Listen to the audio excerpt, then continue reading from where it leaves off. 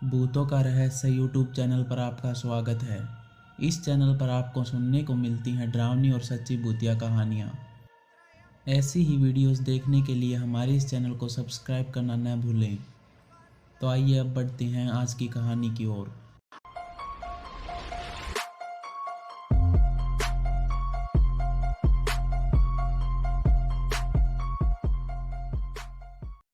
Hello दोस्तों, मेरा नाम विकास है और मैं दिल्ली से हूँ। मैं यहीं एक जॉब करता हूँ। कुछ समय से मेरा काम में मन नहीं लग रहा था। यह बात मैंने अपने दोस्त प्रदीप को बताई तो प्रदीप ने मुझसे कहा, भाई क्यों ना हम कहीं बाहर घूमने चलें, इससे तुम्हारा मूड भी अच्छा हो जाएगा। मैंने प्रदीप से कहा, हाँ भाई तुम सही कह रहे हो, लेकिन हम घूमने के लिए कहाँ जाएंगे। तो प्रदीप ने कहा, क्यों ना हम पहाड़ों पर घूमने चलें, हिमाचल प्रदेश ठीक रहेगा। वहाँ पहाड़ियाँ, जंगल, नदियाँ सब कुछ है। हम दोनों वहाँ जाने के लिए तैयार हो गए। हमने ऑफिस से 5 दिनों के लिए छुट्टी ले ली थी और अगले दिन ही हम हिमाचल के लिए निकल गए। हम दोनों प्रदीप की गाड़ी से जा रहे थे। अब दोपहर के लगभग 12 बजे का समय था, लेकिन प्रदीप अपनी ही मस्ती में गाड़ी चलाता जा रहा था। मैंने प्रदीप से पूछा, भाई तुमने बताया नहीं कि हम हिमाचल में कहाँ घूमने के लिए जा रहे हैं।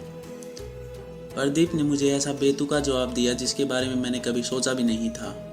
उसने कहा, भाई हम हाईवे पर चलते रहेंगे और कहीं अच्छी सी जगह पर रुक जाएंगे। मैंने प्रदीप से कहा, तो क्या तुमने पहले से ही किसी जगह के बारे में नहीं सोचा था जहां हम कुछ दिन अच्छे से रह सकें। उसने अपनी गर्दन ना में हिला दी। इस हरकत पे मुझे बहुत गुस्सा आ रहा था। तभी प्रदीप ने गाड़ी को एक ढाबे पर रोका और उसने कहा, यार बहुत भूख लग रही है, क्यों ना कुछ खाना खा लें। हमने उस ढाबे पर खाना खाया और हम वहाँ से निकलने ही वाले थे। तभी मैंने प्रदीप से कहा, भाई क्यों ना हम इस ढाबे वाले से ही किसी अच्छी जगह के बारे में पूछ लें। हम दोनों अब उस ढाबे वाले से पूछने के लिए गए। प्रदीप ने कहा, भाई साहब क्या आपको किसी अच्छी सी घूमने लायक जगह के बारे में पता है जहाँ हम 2-3 दिन रुक सकें। उस ढाबे वाले ने कहा, क्यों नहीं साहब, हमारे हिमाचल में तो बहुत सारे लोग पहाड़ियों में घूमने के लिए ही आते हैं। उस ढाबे वाले ने हमें एक ऐसे गांव के बारे में बताया जो कि पहाड़ियों के बीच था, लेकिन वो गांव यहाँ से बहुत दूर था। मैं मना कर रहा था, लेकिन प्रदीप ने कहा, हम घूमने उसी गांव में जाएंगे और हम वहाँ जाने के लिए निकल गए। लेकिन वह गांव बहुत ही दूर था। उस गांव तक पहुँचने में हमें रात होने वाली थी। प्रदीप शाम तक गाड़ी बस हाईवे पर चलाता जा रहा था। उसके बाद उसने अपनी गाड़ी हाईवे से उतार ली और एक कच्चे से रास्ते की तरफ बढ़ने लगा। वह रास्ता पहाड़ों के बीच से होता हुआ उस गांव तक जाता था, लेकिन वह गांव अभी भी पहाड़ों के बहुत अंदर था। रास्ता इतना गड्ढों भरा था कि वहां पर गाड़ी चलाना बहुत मुश्किल हो रहा था, लेकिन फिर भी प्रदीप आगे बढ़ रहा था। हमें उस रास्ते पर चलते चलते 2 घंटे के करीब हो गया था, लेकिन अभी तक वह गाँव नहीं आया। अंधेरा होने के कारण हमें आसपास की चीज़ें दिखाई भी नहीं दे रही थी, लेकिन गाड़ी की लाइट से ही हमारा काम चल रहा था। थोड़ी देर आगे जाने के बाद हमें एक छोटे से गांव में पहुंच गए। कुछ लोग वहां पर आग जलाकर बैठे हुए थे। हम गाड़ी से निकलकर उनसे बात करने लगे। हमने उन्हें बताया हम दिल्ली से आए हैं और यहाँ पहाड़ों में घूमना चाहते हैं। हमें यहाँ रहने के लिए कमरा चाहिए। उन्होंने हमें रहने के लिए एक छोटा सा घर दे दिया। हमें रात को थकान की वजह से जल्दी नींद आ गई। सुबह उठकर हम गांव में घूमने लगे। हम गांव वालों से पहाड़ों पर जो अच्छी अच्छी जगहें थी उनके बारे में पूछ रहे थे। हमें बहुत सी अच्छी अच्छी जगहों के बारे में पता चल गया था। हम पहाड़ों की ओर जाने लगे। तभी मैंने प्रदीप से कहा, भाई हम पहाड़ों में जा रहे हैं और पहाड़ों में गुफाएं भी होती हैं। किसी ने भी हमें गुफाओं के बारे में नहीं बताया। प्रदीप ने कहा, यार हमने भी किसी से नहीं पूछा गुफाओं के बारे में। तभी मुझे एक बुजुर्ग आदमी रास्ते के किनारे बैठा हुआ दिखाई दिया। मैंने उस बुजुर्ग आदमी से कहा, बाबा हम यहाँ पर पहाड़ों में घूमने के लिए आए हैं, क्या इन पहाड़ों में घूमने लायक कोई गुफाएं नहीं हैं। तभी उस बुजुर्ग ने कहा,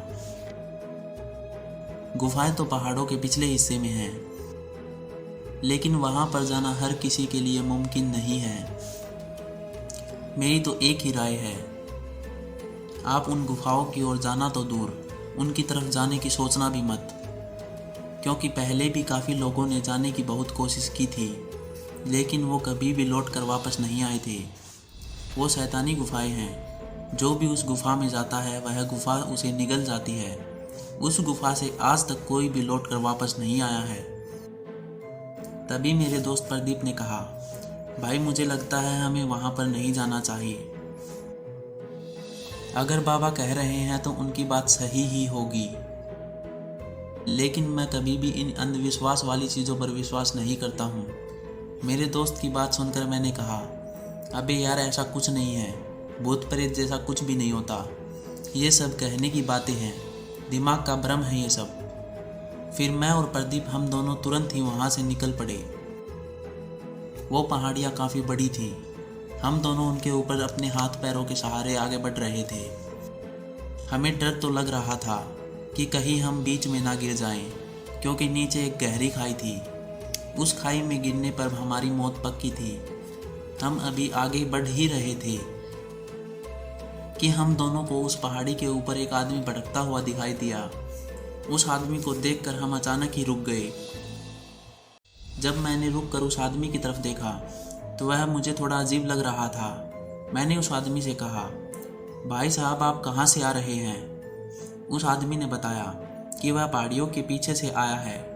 मैंने उस आदमी से उस शैतानी गुफा के बारे में पूछा तो उस आदमी ने कहा, भाई साहब उस तरफ जाने की सोचना भी मत, आप लोग नहीं जानते वहाँ कौन सी बला रहती है। फिर एक बार मैं ऐसी ही बेतुकी बातों को सुनकर थोड़ा हैरान था। मैंने उस आदमी से कहा, देखो भाई साहब, मुझे चिढ़ाने की कोशिश मत करो, मैं ऐसी चीज़ों पर बिल्कुल भी विश्वास नहीं करता हूँ। ये सब कहने की बातें होती हैं, मुझे सिर्फ एक बार उस गुफा को देखना है, जिसे गांव वाले शैतानी गुफा कहते हैं। उस आदमी को मेरी बात बिल्कुल भी ठीक नहीं लग रही थी। उस आदमी ने कहा, भाई साहब 200 सालों से इन्हीं पहाड़ियों पर भटक रहा हूँ। उसकी ये बात सुनकर तो मुझे हंसी आ गई। मुझे हंसते हुए देख उस आदमी ने कहा, आप अपनी जान तो खतरे में डाल ही रहे हैं, साथ ही अपने दोस्त की भी ज़िंदगी को ख़राब करने पर तुले हुए हैं। आपके लिए सही होगा कि आप यहीं से वापस लौट जाएं, वरना आपके साथ जो होगा उसके बारे में आपने कभी सोचा भी नहीं होगा। लेकिन दोस्तों, जब इंसान की बुद्धि भ्रष्ट हो जाती है तब वो किसी की भी नहीं सुनता, और यही मेरे साथ भी हो रहा था। मैं अपनी मौत को दावत देने के लिए लगातार उस गुफा की तरफ बढ़ता जा रहा था। कुछ देर तक तो मैं और मेरा दोस्त आगे की तरफ बढ़ते रहे, क्योंकि हमने उस आदमी की बातों को नहीं माना था और बिना कुछ सोचे समझे आगे की तरफ जाने लगे। कुछ देर बाद अंधेरा भी होने लगा, लेकिन हम टॉर्च लेकर आए थे। कुछ दूर आगे जाते ही हमें एक हल्की सी रोशनी दिखाई दी। उस रोशनी को देखकर लग रहा था जैसे वो रोशनी किसी आग की रोशनी है।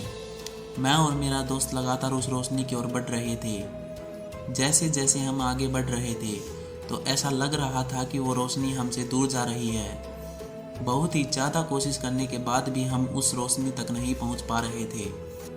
एक बात तो साफ हो गई थी कि ये जगह कोई आम जगह नहीं है।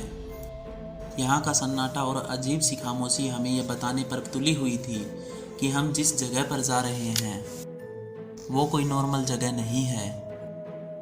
ज़रूर इसके पीछे किसी अजीब शक्ति का हाथ है, लेकिन वो कहते हैं ना, अंधे को कुछ भी नज़र नहीं आता।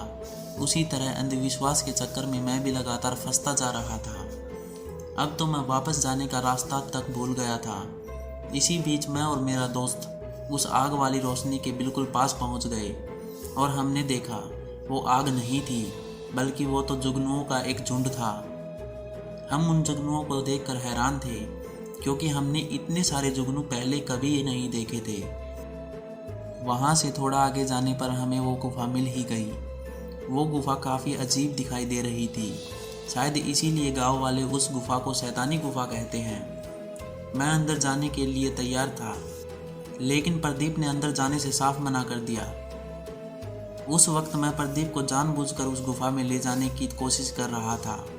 वो भी मेरी जिद के सामने नहीं टिक पाया और मुझे गालियाँ देते हुए बोला, तू खुद तो मरेगा ही और साथ ही मुझे भी मरवाएगा।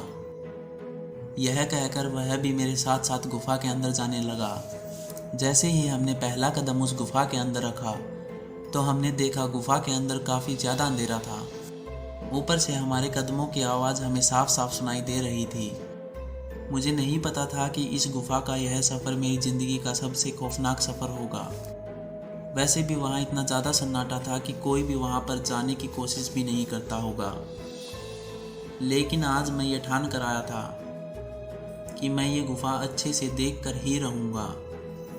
मैं आगे बढ़ रहा था और मेरा दोस्त मेरे पीछे पीछे चल रहा था। ज़िंदगी का एक ऐसा दिन मेरे साथ चल रहा था जो मुझे शायद बहुत कुछ सिखाने वाला था।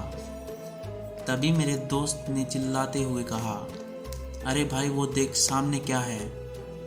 उसने इतना कहा तो मैंने अचानक मेरे सामने की तरफ देखा तो मुझे वहाँ कुछ भी नज़र नहीं आया। तभी प्रदीप हंसते हुए बोला, अबे डरपोक तू खुद तो डरपोक है, मेरी क्या रक्षा करेगा। इतना कहकर वो ज़ोर ज़ोर से हंसने लगा। मैं थोड़ा डर गया था, इसीलिए मैंने उससे कहा, मुझे किसी भी चीज़ से डर नहीं लगता, समझा तू। भूत प्रेत ये सब कुछ भी नहीं होते, ये सब बस कहने सुनने की बातें होती हैं। मैंने बस इतना ही कहा था कि तभी प्रदीप ने मेरे कंधे पर हाथ रखा और जैसे ही उसने मेरे कंधे पर हाथ रखा तो मेरा पूरा शरीर कांपने लगा, क्योंकि उसका हाथ इतना ज़्यादा ठंडा था मानो कोई बर्फ़ की सिल्ली हो। इसी बीच मैंने पीछे देखा तो मैंने देखा कि अब प्रदीप बदल चुका है। वो इतना डरावना लग रहा था मानो वो कोई शैतान हो।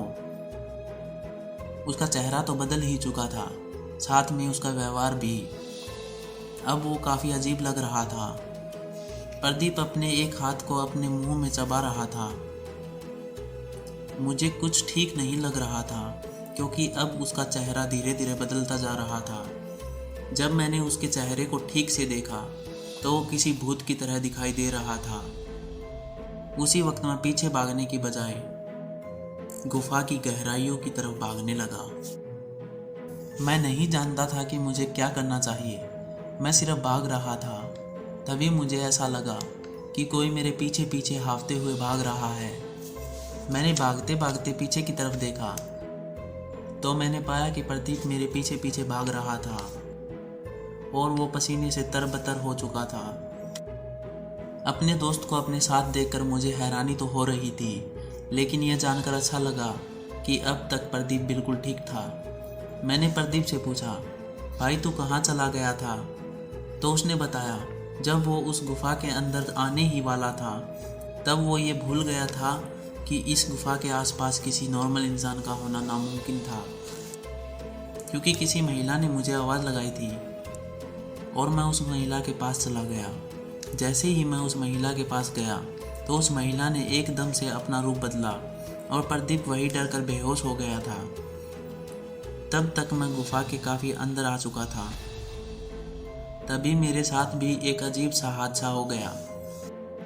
तभी मैंने अपने दोस्त से कहा, यार हम सच में किसी गलत जगह पर आ गए हैं। ये सुनकर प्रदीप भी मुझ पर गुस्सा करने लगा, लेकिन मैं पूरे तरीके से हार मान चुका था और मैं ये मान चुका था कि मेरी वजह से ही हम यहाँ फंस चुके हैं। अगर मैं यहाँ आने की गलती नहीं करता तो हम इस भयानक जगह पर नहीं फंसते। प्रदीप ने कहा, हम इस गुफा के अंदर जितनी आसानी से आ गए हैं उससे कहीं ज़्यादा मुश्किल से हमें यहाँ से बाहर निकलना पड़ेगा। तभी चमगादड़ों के एक बड़े से झुंड ने हमें घेर लिया और हम पर हमला करने लगे, लेकिन हम दोनों नीचे बैठ गए। हमने अपने सिर को अपने घुटनों में दे दिया था ताकि वो चमगादड़ हमें कोई नुकसान ना पहुंचा सके। उस समय हम दोनों पूरी तरह डर चुके थे। हमें हर चीज़ से अब डर लग रहा था। पता नहीं क्यों अब ऐसा लगने लगा था जैसे कि यहाँ से निकलना बिल्कुल भी मुमकिन नहीं है। बार बार हम दोनों मुश्किलों में फंसते जा रहे थे। हमें समझ नहीं आ रहा था कि हम करें तो करें क्या। तभी प्रदीप ने कहा, हम दोनों अब इस गुफा से बाहर निकलने की कोशिश करते हैं। जिस रास्ते से हम अंदर आए थे उसी रास्ते से हम दोनों बाहर निकल सकते हैं। मुझे प्रदीप की बात ठीक लग रही थी तो मैंने कहा, हाँ यार तू सही कह रहा है, हमें उसी रास्ते से वापस चलना चाहिए।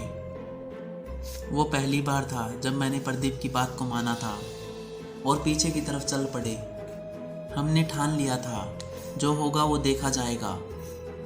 हम वापस जा ही रहे थे कि तभी हमें लगने लगा कि हम जो कर रहे हैं वो बिल्कुल भी सही नहीं है। यानी कि हम जिस रास्ते पर जा रहे हैं वो रास्ता हमारे लिए बिल्कुल भी सही नहीं होगा। लेकिन इसके बावजूद भी हमें ना चाहते हुए भी उसी रास्ते पर चलना पड़ रहा था।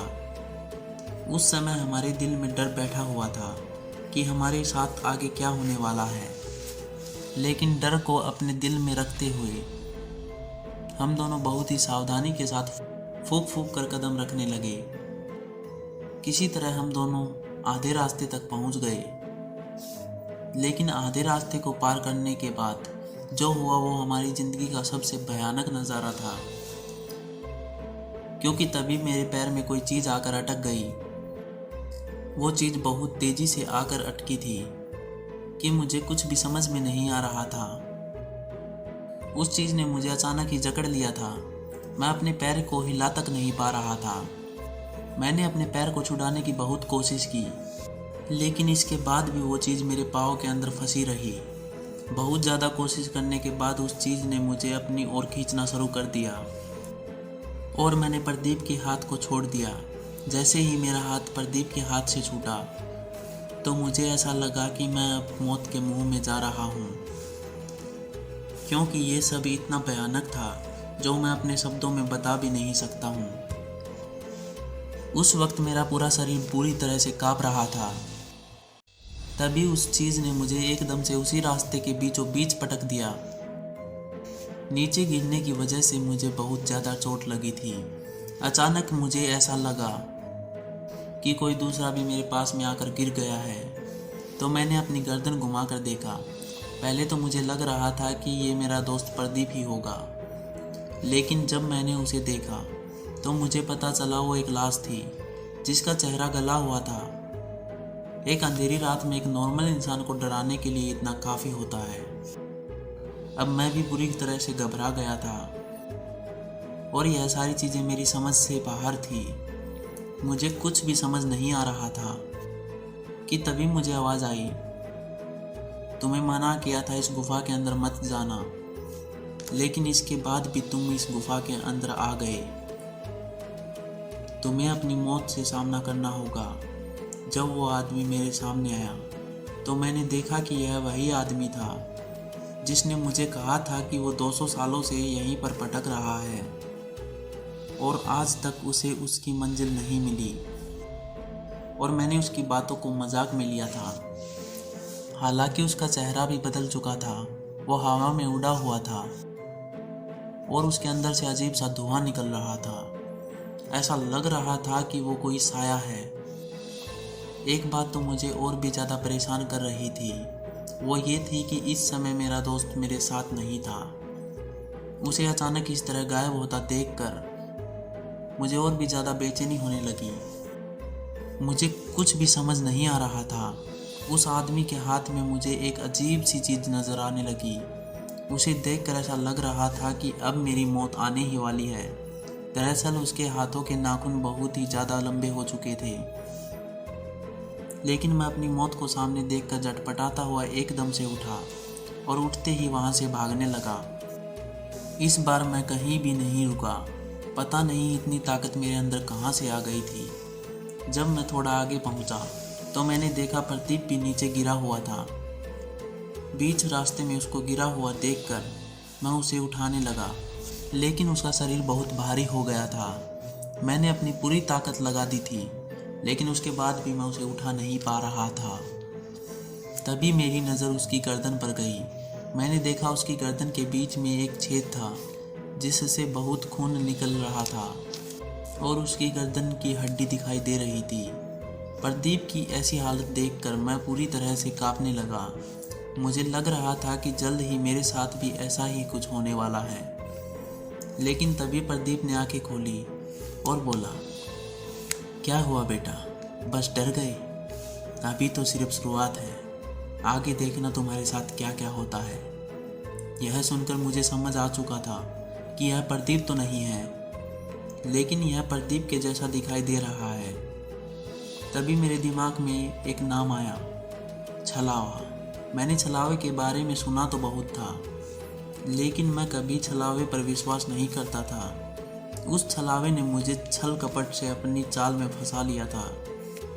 उसकी इस हालत से मुझे डर तो लग रहा था, पर अच्छी बात तो ये थी कि प्रदीप शायद अभी तक सही सलामत था। मैंने हिम्मत करके प्रदीप के बारे में उससे पूछा तो उसने कहा, चिंता मत करो, अभी तक तो तुम्हारा दोस्त ठीक है, लेकिन तुम लोग इस शैतानी गुफा से कब तक बच पाओगे? आखिरकार तुम्हें मौत का सामना तो करना ही पड़ेगा। उसकी यह बात सुनकर मुझे बहुत ही ज़्यादा डर लगने लगा। तभी मुझे मेरी दादी की कही हुई एक बात याद आई। मेरी दादी कहती थी कि अगर हमें कोई भी बुरी शक्ति परेशान करे तो हमें भगवान श्री राम का नाम जपते हुए उस जगह से तेजी से भाग जाना चाहिए, और अगर हम ऐसा कर पाते हैं तो वो बुरी चीज़ें हमारा कुछ नहीं बिगाड़ पाती। फिर मैंने सोचा कि आज मैं इस शैतानी गुफा से ऐसे ही बच सकता हूँ। मुझे नहीं पता था कि मैं यहाँ से बचकर बाहर निकल पाऊँगा या नहीं। मैंने मन ही मन भगवान का नाम लेना शुरू कर दिया और मैं वहाँ से भागने लगा। इस बार मैं पूरी जान लगाकर भाग रहा था। रास्ते में आने वाली कोई भी चीज़ मुझे दिखाई नहीं दे रही थी, और मैं अब प्रदीप को भी भूल चुका था कि वो किस हालत में होगा। मैं मन ही मन श्री राम जी का नाम जप रहा था और आगे की तरफ भागता जा रहा था। सच में मुझे मेरे शरीर में किसी शक्ति का एहसास हो रहा था। मुझे लग रहा था कि भगवान मुझे शक्ति दे रहे हैं, जिस वजह से मैं तेज़ी से गुफा के बाहर निकला। और जैसे ही मैं बाहर निकला, मुझे उस गुफा से बहुत ही तेज़ी से चिल्लाने की आवाज़ आई। उस आवाज़ के बाद सब कुछ एकदम से शांत हो गया। सब कुछ इतना ज़्यादा खामोश हो चुका था कि उस खामोशी से भरी हुई रात में मुझे बहुत ही अजीब लग रहा था। उस समय मुझे प्रदीप की परवाह हो रही थी। इतनी देर से मैंने उसके बारे में कुछ भी नहीं सोचा था, लेकिन अपनी जान बचने पर मुझे प्रदीप की याद आने लगी। लेकिन मैं अब कुछ नहीं कर सकता था। मैं प्रदीप को बचाने के लिए गुफा में जाता तो मेरी मौत भी उसी गुफा में होती। मैं अब गांव में पहुंचा तो गांव वालों ने कहा, बेटा तुम पहले इंसान हो जो उस शैतानी गुफा से बाहर निकल आए, वरना इस गुफा के अंदर जाने वाला हर इंसान मौत के घाट उतार दिया जाता है। तुम्हारी किस्मत बहुत अच्छी है, वरना तुम्हारा बचना नामुमकिन था। भगवान की कृपा है तुम पर जो तुम बच गए। मैंने प्रदीप के बारे में उनसे पूछा तो उन्होंने बताया कि वो उस शैतानी गुफा का शिकार बन चुका था।